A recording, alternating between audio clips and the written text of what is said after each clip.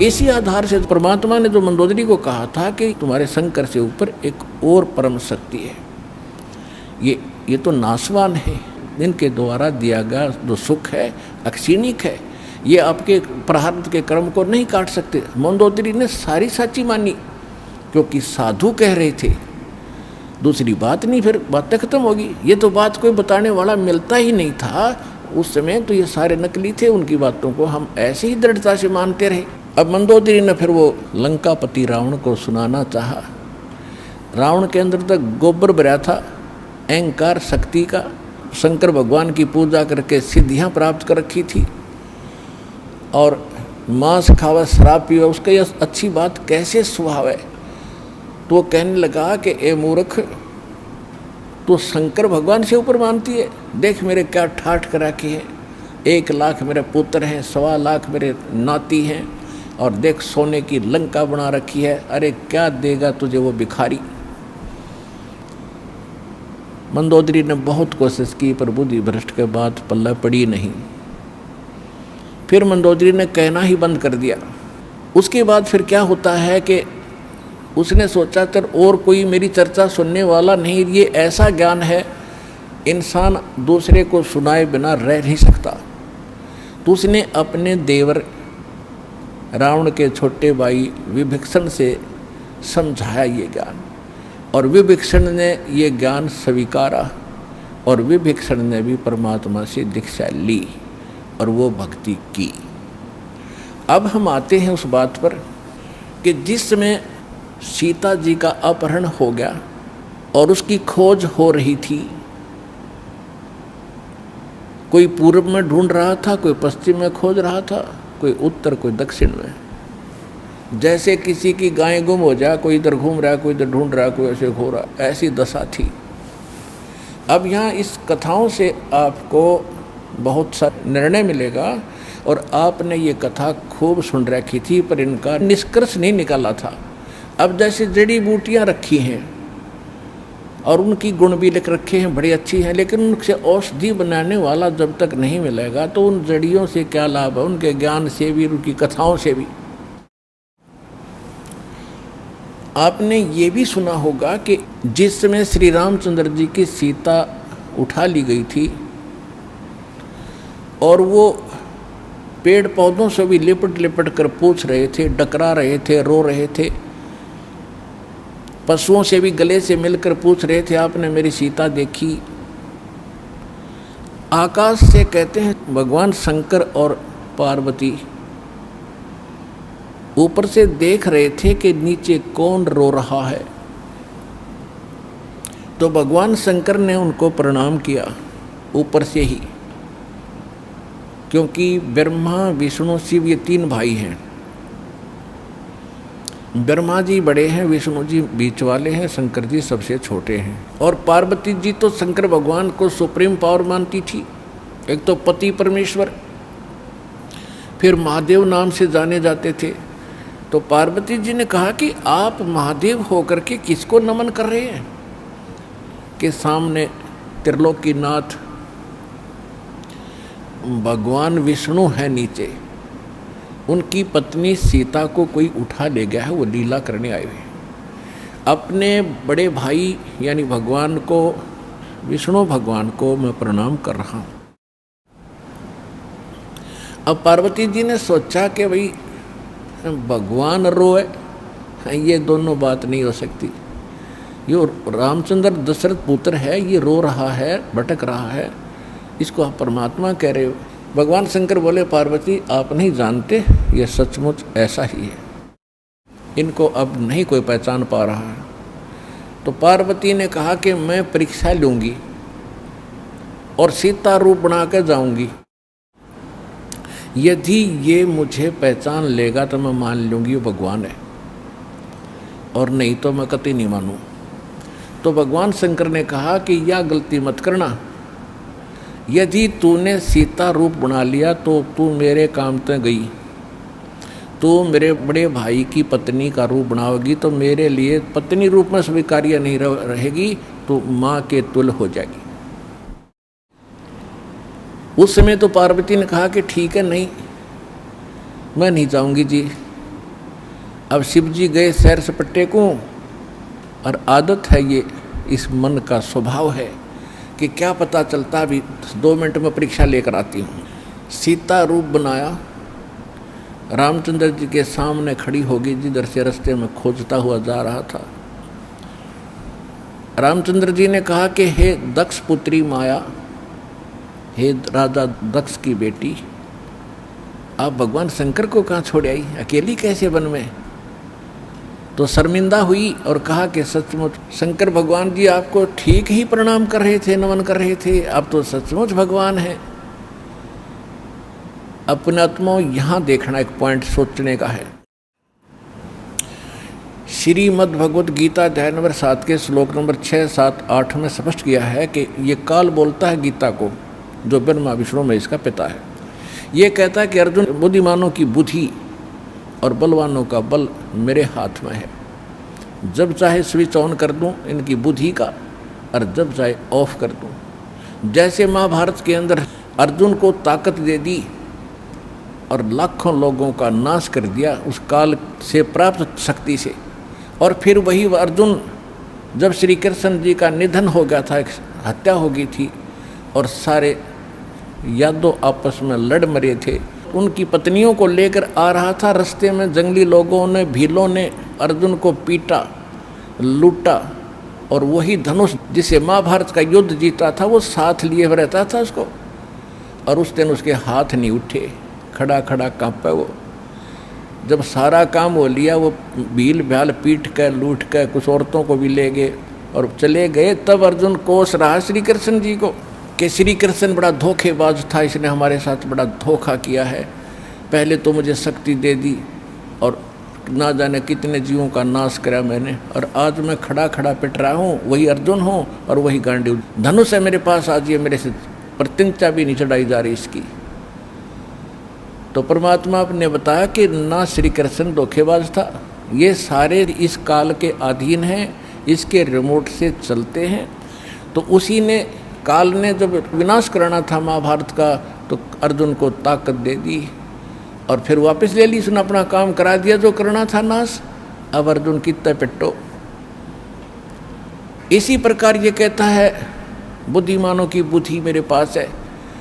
अब जब श्री रामचंद्र जी की खुद पत्नी गुम थी, उसका तो पता नहीं उसने कौन उठा लेगा, ढूंढते फिर जैसे गायें गुम हो जाया करे, हर वह पार्वती पहचान ली, तू तो पार्वती है, सीता नहीं है, तो वहाँ उसकी ऑन कर दी और फिर ऑफ कर दी, ये खा धक्के। अब क्या होता है, अब हनुमान जी ने छलांग लगाई, एक सिद्धि है जो आकाश में उड़ जाने की प्राप्त हो जाती है। आकाश मार्ग से जाके वो लंका में प्रवेश हुआ हनुमान जी। उनको कुछ आभास हो गया था, किसी जटायु नाम के एक पक्षी ने बता दिया था कि लंका का राजा रावण उठा कर ले गया है, इसलिए वहाँ जाने की और किसी में हिम्मत नहीं थी। सूरवीर बलवान थे, हनुमान जी ने कहा कि मैं जाऊँगा तो कुछ ऐसी निशानी दो मुझे ताकि मुझे पहचान सके कि मैं ऐरा गहरा व्यक्ति नहीं हूँ, मुझ पर विश्वास करे माता। तो कहते हैं रामचंद्र जी ने अपनी छाप दे दी, अंगूठी निकाल के, उस पर नाम लिखा था उनका, और उसको सीता खूब पहचानती थी। उधर से सीता को घना दुखी कर ही रखा था, सता रखा था रावण ने, एक नौलखे बाग में छोड़ रखा था और उससे रोजाना यातना दिलाता था और अपनी पत्नी बनने की स्वीकृति वो उससे करवाना चाहता था, वो उसने स्वीकार नहीं की। और रावण को एक श्राप लगा हुआ था कि तू कभी किसी औरत के साथ बलात् नहीं कर सकेगा, स्वेच्छा से कोई संपर्क हो तो वो अलग बात है, लेकिन तू किसी का ऐसे ज़बरदस्ती नहीं कर पाएगा, नहीं तो गल जाएगा तू।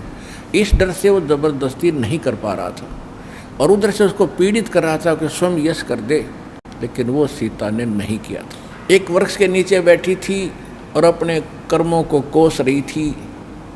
छोटा सा रूप बनाकर एक बंदर का हनुमान जी उसी वृक्ष के ऊपर बैठ गए थे। यातना देने के लिए औरतें आई थी तो भी उसने देखा था। जब वो चली गई उसके बाद फिर हनुमान जी ने ऊपर से वह अंगूठी डाल दी। वो तो राजदूत बनकर गए थे, जब अंगूठी देखी सीता ने तो आपने कथाएं खूब सुन रखी हैं, ज़्यादा ना सुनाऊंगा। तो उसने सोचा कि ये बंदर अंगूठी उठा कर लाया तो मेरे पति की मृत्यु होगी। तो उसने पूछा, तो फिर वो नीचे आया, अपना थोड़ा ठीक सा रूप बना के खड़े हो गए और कहा, माता मैं ऐसे ऐसे रामचंद्र जी ने भेजा हूँ और ये कहानी है। अब कहने का भाव ये है कि वो जो कुछ भी उसने उद्मस्ता रहा हो तो आपने पता ही है, हनुमान जी ने नौलखा बाग भी उजाड़ दिया उसका और सारा कुछ कर दिया। क्योंकि आज कथा का विषय कुछ अन्य है, इसलिए यहाँ लंबा प्रकरण नहीं करूँगा। तो उसमें हनुमान जी ने कहा कि माता मुझे भूख लगी है। तो उसने कहा, इस बाग के किसी वृक्ष के फल को तोड़ के मत खाना भाई, नहीं तो मेरी पिटाई होगी। मेरे को आदेश है, कोई फल गिर जाए तो खाना, तो टूटा हुआ अपने आप तोड़ के नहीं खाएगी। तो हनुमान जी का उठा गुस्सा, उसको गुस्सा हुआ। उसने कहा ठीक है, पहले तो सारे तोड़ तोड़ कर फल खाए, फिर वह पेड़ पड़ पड़ कर समुद्र में फेंक दिए। उनको पता चला तो युद्ध हुआ, अपने पता ही है काफ़ी। फिर लंका लुंका भी फूक फाक थोड़ी बहुत जला का आ गया। और उस समय क्या कहा कि माता जी तो आप मुझे कोई ऐसी निशानी दो जिस निशानी को मैं श्री राम को दिखाऊं और वो विश्वास कर सके हाँ सीता जी की है, खोज पक्की होगी। क्योंकि इतना समुद्र को पार करके आना है, वैसे नहीं आएंगे वो। तो सीता ने अपना एक कंगन निकाल के दे दिया, कंगन हाथ में जो पैर रखा था सोने का, और कहा भाई इस चूड़ी को दिखा देना, वो खूब समझ जाएंगे। अब वो कंगन लेकर हनुमान जी ने फिर छलांग लगाई। उस दिन वो ऐसे स्थान पर आके उतरा जहां पर एक ऋषि की कुटिया थी। वो ऋषि कौन थे? मुनिंद्र ऋषि स्वयं परमेश्वर थे।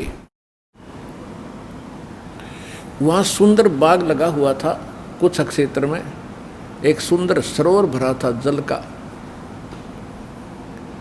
तो सुबह सुबह का समय था। हनुमान जी ने सोचा कि बहुत मनोरम स्थान है और यहाँ कुछ स्नान करूँगा, सामने बाग सुंदर फलों से लदपद है, आहार करूँगा और फिर ऋषि जी भी साथ में है, इनके दर्शन करूँगा, पहले स्नान कर लेता हूँ। अब जो कंगन वो लाया था उसको रख दिया पत्थर पे और स्नान करने के लिए प्रवेश किया सरोवर में। अब उन्होंने जो ही स्नान करने की चेष्टा की, लेकिन एक दृष्टि थी ऐसी कंगन पे कि जय ये कंगन गुम हो गया, कोई जानवर पक्षी उठा ले गया तो मेरी सारी मेहनत व्यर्थ जाएगी, सब परिश्रम व्यर्थ होगा। इसलिए नहा रहा था पर नज़र था जैसे सर्प का मणि के ऊपर रहती है ओस चाटते समय, तो इसी प्रकार नहा रहा था, दृष्टि कंगन पे। इतने में एक बंदर आया, दौड़ा दौड़ा और कंगन उठाकर भाग लिया। आगे आगे बंदर, पीछे पीछे हनुमान। उस ऋषि के आश्रम में बंदर प्रवेश कर गया। बाहर आंगन में एक घड़ा रखा था, अच्छा बड़ा घड़ा। बंदर दौड़ता दौड़ता घड़े में कंगन डालकर आगे भाग गया। अब सुख की सांस ली कि कोई बात नहीं, ये समुद्र में डाल देता तो बात बिगड़ जाती, गड्ढे में डाल लिया। फिर धीरे धीरे चले हनुमान जी। पहले घड़े में देखा उसने, ऋषि को तो पीछे प्रणाम करना था। तो घड़े में क्या देखा कि घड़े के अंदर ऐसे ऐसे कंगन हजारों की संख्या में पड़े, सेम टू सेम।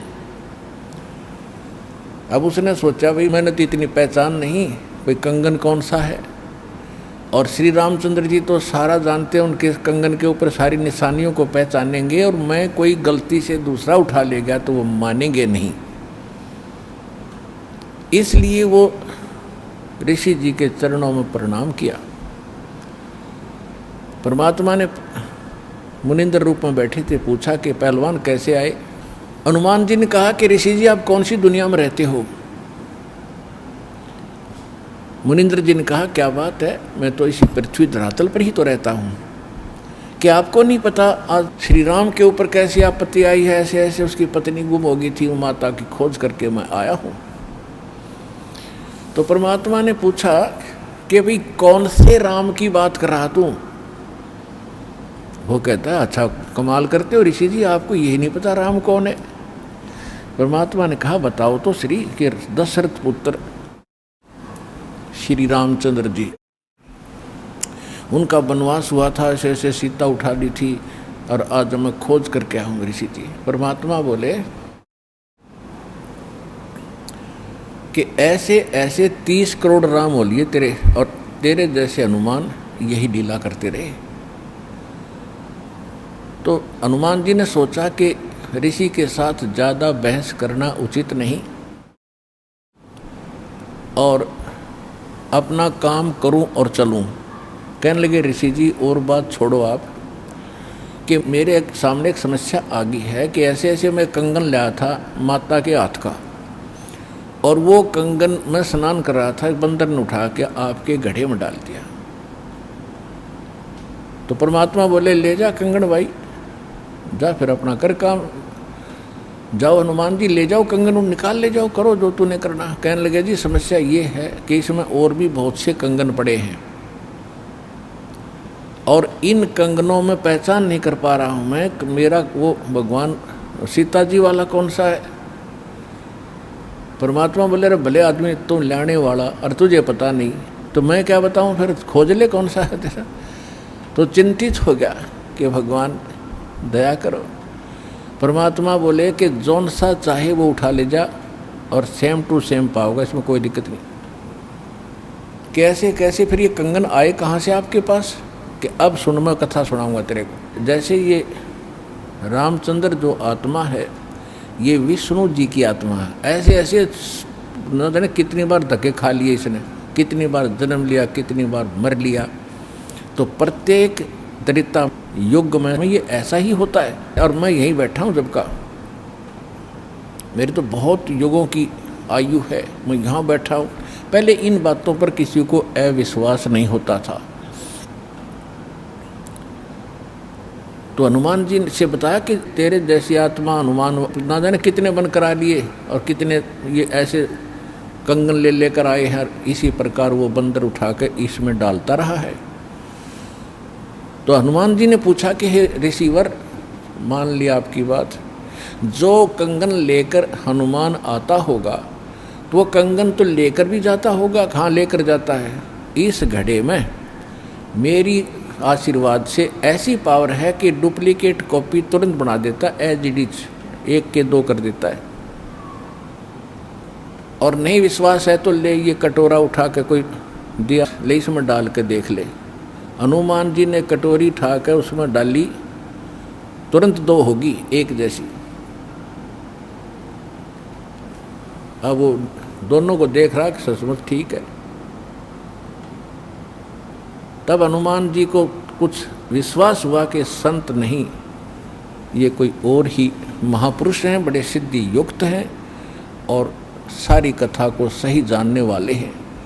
लेकिन कहा महाराज मैं आपकी बात से सहमत हूँ, होगा कोई और भगवान, पर अब मुझे समय नहीं आपकी सारी बात सुनने का, क्योंकि मैं परमार्थ के काम में लगा हूँ। परमात्मा बोले भाई ठीक है, ले जाए, कोई कंगन निकाल ले जाए बेटा, सारे एक जैसे मिलेंगे।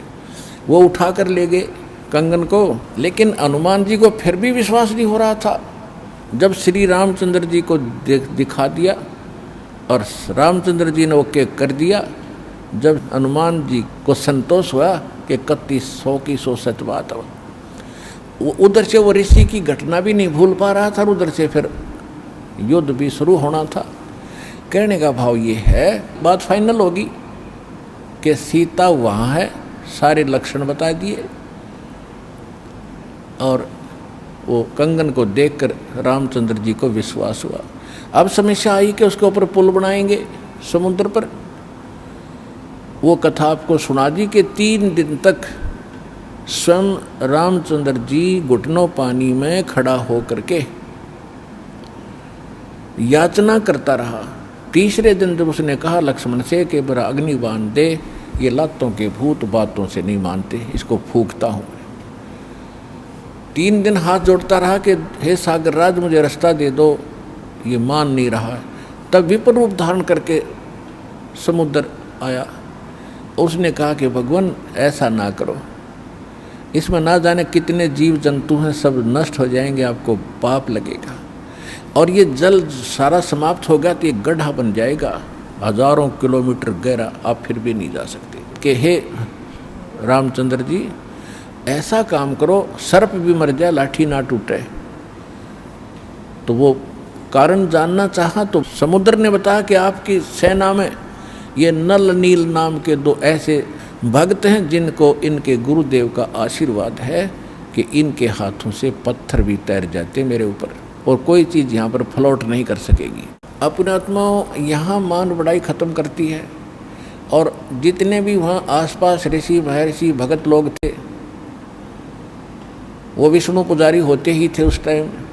तो सब ने पता चला कि विष्णु के अवतार श्री राम आए हैं, श्री राम की पत्नी उठा ली गई है, पता चल गया है वो रावण के यहाँ है, उसके ऊपर चढ़ाई करेंगे, लड़ाई करेंगे।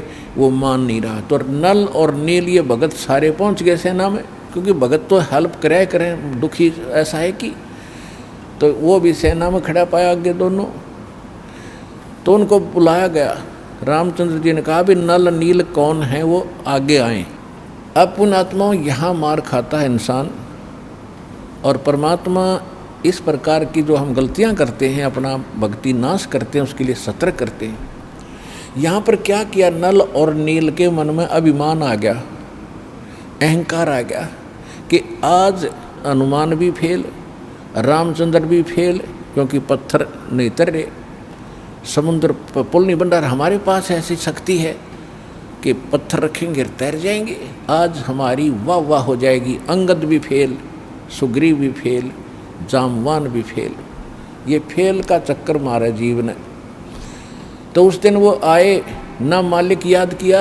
रामचंद्र जी ने पूछा कि तुम्हारे पास कोई ऐसी शक्ति है पत्थर तैर जाते? कहाँ जी है, कि ट्राई करके दिखाओ।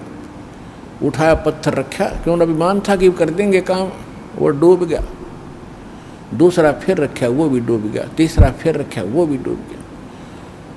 अब रामचंद्र जी समुद्र की तरफ देख रहे हैं, विपर रूप में खड़े थे, ब्राह्मण रूप में, और ये कहना चाह रहे हों कि तू झूठ बोलता था, इनके पास कोई पावर नहीं। तभी समुद्र ने कहा, विपर रूप में खड़े समुद्र ने, क्योंकि ये देवता होते हैं, ये जल जो है ये देवता नहीं है, जल का कंट्रोलर एक देवता है, उसको वरुण कहते हैं। वो आकर खड़ा हो गया।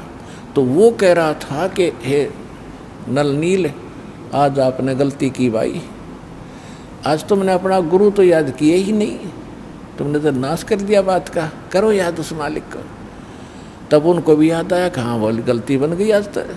तो यहाँ परमात्मा बताते हैं, जैसे माता गर्भ को रख यत्न बनाए, ठेस लगे तो छन होवे तेरी, ऐसे भक्ति नसावे। जैसे किसी बहन बेटी को गर्भ रहा हो तो उसकी कितनी केयर टेक करती है वह उस लाल को सफल करने के लिए कि मेरा गर्भ पूरा हो और बच्चे का मुंह देखूं मैं।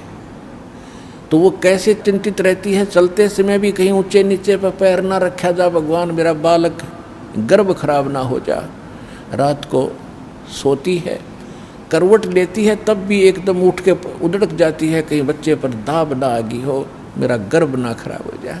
तो कहते हैं जैसे माता गर्भ को और रखे यतन बनाए और ठेस लगे तो छन हो जाता है, तेरी ऐसे भक्ति नसावे। तो इस भक्ति रूपी गर्भ जो आज आपकी आत्मा में परमात्मा के सच्चे शब्द से पल रहा है, इसको इतना संयम से, इतना देखभाल से, यानी सावधानी से इसको परिपक्व करना पड़ेगा। जैसे माता गर्भ को रख है यतन बना और ठेस लगे तो छन हो, तेरी ऐसे भक्ति नसावे। तो छोटी मोटी हम गलती कर देते हैं लापरवाही में, क्योंकि हमने इस लाल की कीमत का नहीं पता, जो आज हमारी आत्मा में सत भक्ति रूपी जो मालिक का मंत्र से गर्भ रह रहा है, यानी आत्मा प्रफुल्लित हो रही है, जो भक्ति रूपी जो लाल हमारे अंदर बन रहा है, इसको ऐसे संभाल के रखना है, ना अभिमान करना है, कोई मर्यादा भंग नहीं करनी है, नहीं तो फिर नुकसान हो जाएगा, आपकी भक्ति नष्ट हो जाएगी। अब उन्होंने परमात्मा को याद किया, रहे नल नील यतन कर हार, तब सतगुरु से करी पुकार। रहे नल नील यतन कर हार, तब सतगुरु से करी पुकार। जा सतरे खोलखी अपार, सिंधु पे सिला तराने वाले। जा सतरे खोलखी अपार, सिंधु पे सिला तिराने वाले। धन धन सतगुरु सत कबीर, भगत की पीड़ मिटाने वाले। धन धन सतगुरु सत कबीर, भगत की वो पीड़ मिटाने वाले। नल नील ने जब याचना की हृदय से, हे भगवान गलती बन गई, आपके हाथ में इज्जत है हमारी, तो उसी समय परमात्मा वहाँ प्रकट हो गए। थोड़ी सी दूरी पर सब ने देखा कि वो कौन आ रहा सामने। नल नील ने भी देखा, ये तो मेरे गुरुजी आगे हमारी पुकार सुन ली इन्होंने। जब मुनिंदर जी निकट आए, सभी ने दंडवत प्रणाम किया। श्री राम ने, हनुमान ने, सब ने। हनुमान जी ने देख लिया, बाबा जी तो वही है भाई, ये तो बिल्कुल सही, ये तो शक्तिशाली ऋषि हैं। लेकिन उस समय और वार्ता करने का समय नहीं था। जो समस्या थी वह उनके सामने अड़ी हुई थी। तब श्री रामचंद्र जी ने मुनिंद्र ऋषि से अर्ज की थी, भगवान आज हमारे सामने ये समस्या आई है। अभिमानी रावण हमारी याचना नहीं मान रहा है। हमने उसे खूब दूत भेजकर, अंगद को, हनुमान जी को, सबको भेजकर उससे प्रार्थना कर ली है, इसको लौटा दे मेरी पत्नी को। वो माना नहीं। अब नहीं माना तो हमें युद्ध करना पड़ेगा और उसके लिए रास्ता चाहिए समुद्र पर। समुद्र रास्ता दे नहीं रहा। इसने विधि बताई कि आपके शिष्यों के पास यह शक्ति थी। मेरा दुर्भाग्य कि आज इनके हाथों में भी शक्ति नहीं रही। तो परमेश्वर ने कहा कि आज के बाद इनके हाथों में यह शक्ति रहेगी भी नहीं। इन्होंने बहुत बड़ी गलती की है, जो हम मैं रोज़ बताता हूँ कि अभिमान से भगवान कोसों दूर है। और इतने दिन के बाद इतना दुख था इनके ऊपर, इन्होंने फिर बकवास कर दी। अब इनके पास यह शक्ति नहीं रही। तो श्री रामचंद्र जी ने कहा कि हे ऋषिवर, मेरी समस्या का समाधान करो। जब आप अपने बच्चों को, अपने शिष्यों को आशीर्वाद दे सकते हो सिला तराने का, तो आप खुद भी कृपा बख्श सकते हो मेरे लिए लंका में जाने का रास्ता बना दो। तब परमेश्वर ने कहा ठीक है भाई, मेरा वचन है तेरे बाप तय। परमेश्वर ने कहा था कि तेरे बाप से मेरा वचन है कि तेरा पुल बनवाऊंगा। अब ये रामचंद्र जी का समझ में नहीं आई कि मेरे बाप से और क्या वचन है इनका, क्या वायदा है। परमात्मा ने अपनी प्यारी आत्मा धर्मदास जी को बताया था कि जब मैं प्रथम सतयुग में सतलोक से यहाँ आ रहा था तो बीच में इस काल की एक तपस्या है, वहाँ पर जीव दुखी किए जा रहे थे और मैं जोग जीत रूप में अपने पुत्र के रूप में वेशभूषा में था। तो इसने पहले मेरे साथ कुछ बकवास करी थी, ज्योत निरंजन ने इसकी पार नहीं बसाई थी, तो मेरे चरणों में गिर गया था। और इसने मेरे से वचनबद्ध करवा कर कुछ प्रार्थना की थी कि कुछ और सुविधा मुझे देना। उनमें से एक तो ये थी कि मेरा पुत्र विष्णु श्री राम रूप में जाएगा, और ऐसे उसके प्रारब्ध में लिखा है कि उसकी पत्नी को रावण उठाएगा, समुद्र पर पुल नहीं बनेगा, आपके बगैर वहाँ कोई कृपा नहीं कर सकेगा, उसकी हेल्प नहीं कर सकेगा। तो परमात्मा ने स्वीकार किया था कि मैं ये काम भी करूँगा। फिर दूसरा वर्ग क्या था कि वो फिर समुद्र के ऊपर उसने जो तीर त्यार दिखा के ज़बरदस्ती धमका के रास्ता लेना चाहा था, इसका प्रतिशोध समुद्र लेगा। वो क्या करेगा कि जब ये श्री कृष्ण रूप में जाएगा और फिर ये क्या करेगा, बाद में मृत्यु के उपरांत एक राजा को दर्शन दे करके जगन्नाथ का मंदिर बनवाना चाहेगा अपनी महिमा बनाए रखने के लिए। तो उस पुरी के स्थान पर जो जगन्नाथ मंदिर बनवाओगा उसको समुद्र इस प्रतिशोध में नहीं बनने देगा कि इसने मेरी बेइज्जती की थी तीर दिखा के राम रूप में, इसका प्रतिशोध लेगा और वो मंदिर न बनने नहीं देगा, बार बार तोड़ेगा। आप उसका मंदिर बनवाना। क्योंकि बच्चे हट कर लेते हैं तो वो मानते नहीं हैं, तो इसलिए वो कह रहा था जी आप दया करिए, मानेगा नहीं। तब परमेश्वर ने कहा था तथास्तु। और भी कई चीज़ें कही थी कि दूसरा ये मांगा था कि 3 युगों में जीव थोड़े पार करना। क्योंकि परमात्मा ने कहा था कि मैं कलयुग या तेरे नीचे के लोकों में जाऊंगा और तूने सबको मिसगाइड कर रखा है, सच्चा भगवान सच्चा ज्ञान छुपा रखा है, मैं सच्चाई बताऊंगा और सबको ज्ञान दूंगा, ऐसी भक्ति और नाम दूंगा, सभी तेरे लोक से पार होकर सतलोक जाएंगे।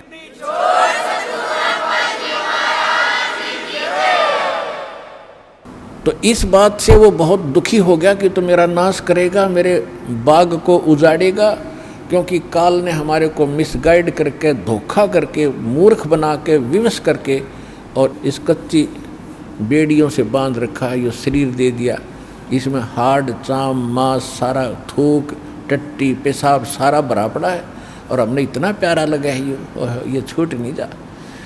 परमात्मा कहते इतना बढ़िया शरीर दूंगा, वहाँ जाकर ना नाड़ी होगी, ना नस होगी, ना कोई बीमारी, ना हारी, ना कोई बीपी हाई, ना लो होगा। तो वो हमने पता ही नहीं था कोई ऐसा भी स्थान है जहाँ ऐसा सुख है। तो परमात्मा ने कहा था तेने क्या हाल कर रखा उन बच्चों का सारा, कोई गधा बना दिया, कोई कुत्ता बना दिया, और जो मनुष्य वो कौन से सुखी हैं, उनको ऐसा ज्ञान दूंगा और ऐसा मंत्र दूंगा वो यहाँ भी सुखी होंगे, मेरे साथ सतलोक जाएंगे। तो इस बात से वो दुखी हो गया था काल कि तो नाश करेगा मेरे बाग न उजाड़ेगा। भगवान का पता लग गया, सच्चे स्थान का पता लग गया तो यहाँ कौन रहेगा। तो तब उसने चरणों में गिर के रा करके कबीर भगवान से याचना की थी कि 3 युगों में जीव थोड़े ले जाना और चौथे युग में आप कितने ले जाना। और फिर ये पुल बनवाने का, जगन्नाथ के मंदिर को बनवाने का ये भी प्रॉमिस करवाया था। जब उसने सारा परमात्मा ने प्रतिज्ञा कर ली थी तो फिर ये खलनायक है, ये विलियन है, धोखेबाज और ठग है, इसने तुरंत अपना आंखें बदल ली और कहा जाओ जोग जीत संसारा, जीव न माने कहा तुम्हारा।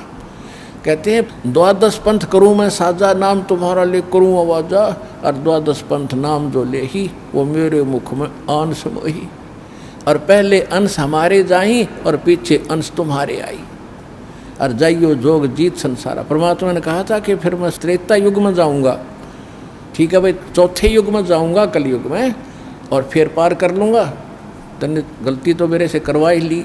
वैसे मालिक ने गलती नहीं की, दाता को पता था कि सतयुग त्रेता द्वापर में ये दुखी नहीं होंगे, और जब तक जीव दुखी नहीं होगा इतना भगवान नहीं पहचान सकता। इसलिए दाता ने जानबूझकर उसको यश कर दी थी, और वो बन गया था सियाणा, अपने आप में इंटेलिजेंट बन रहा था कि मैंने रोड़ मार ली भगवान की, हैं मैंने इनकी अकल मार ली, मालिक ने अकल मारी उसकी। अब वो क्या कह रहा था कि देख लेना कलयुग जब आएगा, पहले मैं अपने दूत भेज के ऐसा गलत प्रचार करवा दूंगा, ब्रह्मा विष्णु महेश तक सीमित कर दूंगा, कोई पत्थर कोई पानी कोई मंदिर कोई मस्जिद गुरुद्वारों में बांध दूंगा, और पहले अंश हमारे जाई पीछे अंश तुम्हारा आई, जाओ जोग जीत संसारा, जीवन मन फिर कहा तुम्हारा। कि पहले मेरे दूत जाएंगे और सारा उल्टा ज्ञान, उल्टा भगवान, उल्टा विधान सबको बता देंगे, गलत मंत्रों से रटा देंगे। ये राधा स्वामी पंथ, धन धन सतगुरु पंथ, निरंकारी पंथ, ये रासाराम जैसे ये सारे नकली पंथ काल के चलाए हुए। तो परमात्मा को पता था कि इसने कर लेते सारे जुगाड़ अपने, और जब मेरा दास जाएगा ऐसे समय में जब इनके परिपक्व हो चुके होंगे सारे पंथ, इन्हें जो कहना सुनना होगा वो सब कह चुके होंगे, जो ज्ञान देना होगा वो दे चुके होंगे, जो नाम देना होगा वो नाम दे चुके होंगे। और जब मेरा दास जाएगा वो प्रमाणित करके दिखाएगा कि सच्चाई ये है, झूठ ये है, तो 2 मिनट में मेरे बच्चे मुझे पहचानेंगे और मेरे पास आ जाएंगे।